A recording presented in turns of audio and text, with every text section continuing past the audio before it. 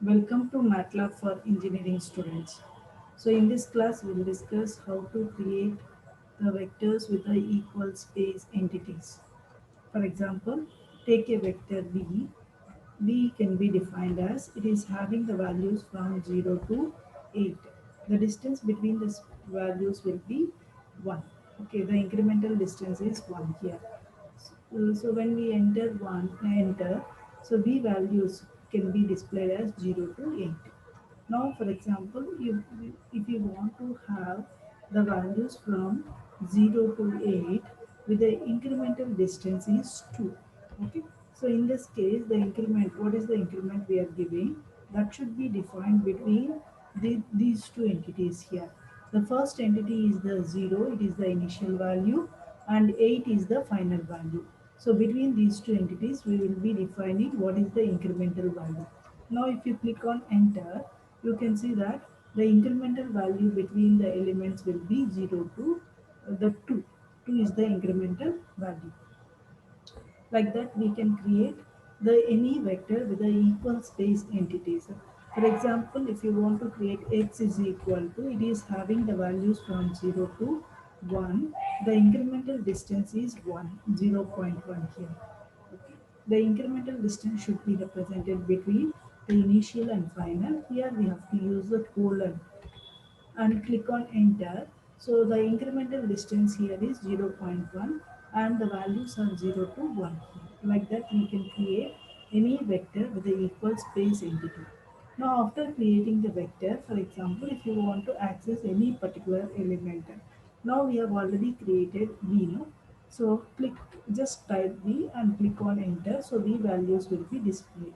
Now I want to have the value of V at fifth location. What is the value of V at the fifth location? So we have to know that in the MATLAB, the indices starts from 1. So 0 is the value at 1, this is the value at 2, this is the value at 3, this is the value at 4, and this is the value at 5.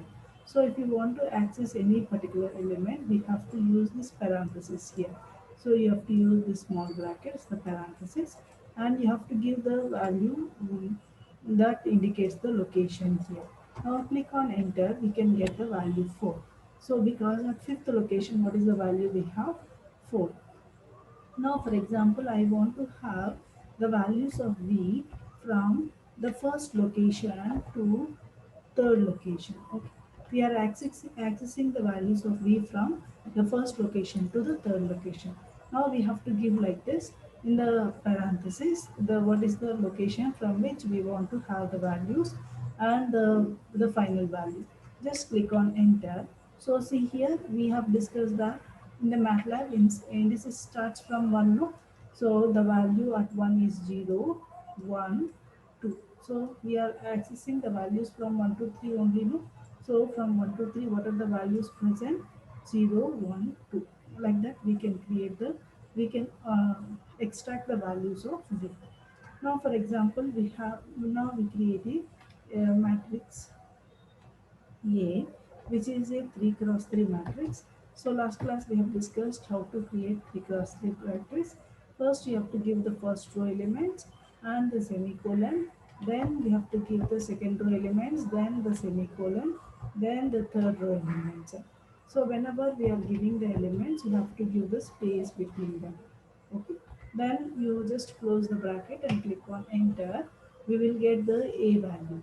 Now if you want to access the particular value of A, now I want what is the value of A at the second row and third column. Okay. So we are accessing the value of A at second row and third column. What is the value of A at second row and third column is 6, no? Now just click on enter, we get the value 6. Similarly, if I want to obtain the submatrix from the matrix A, so now I want to have the values from the first two rows and second and third columns. So the values from first to two rows and means first two rows are these two are the first two rows. No? So in this we I want only second and third column means I will be having 2, 3, 4, 6. Okay. Now click on enter. You can see that we'll be having 2, 3, 4, 6. Okay, like that we can create a submatrix from the given matrix. Now I want to access particular column. Okay, now if you want to access particular column, I want to access second column. Okay, now I want all the elements in the second column. What are the elements present in the second column? 2, 4, 4. No, so 2, 4, 4 are the values in the second column. Then you have to represent like this. This semicolon indicates it is accessing all the row elements of second column. Okay, now click on enter. We will get all the elements in the second column. Similarly, if I want to access any particular row, okay, then I have to give the row number, and in the place of column we have to give semicolon.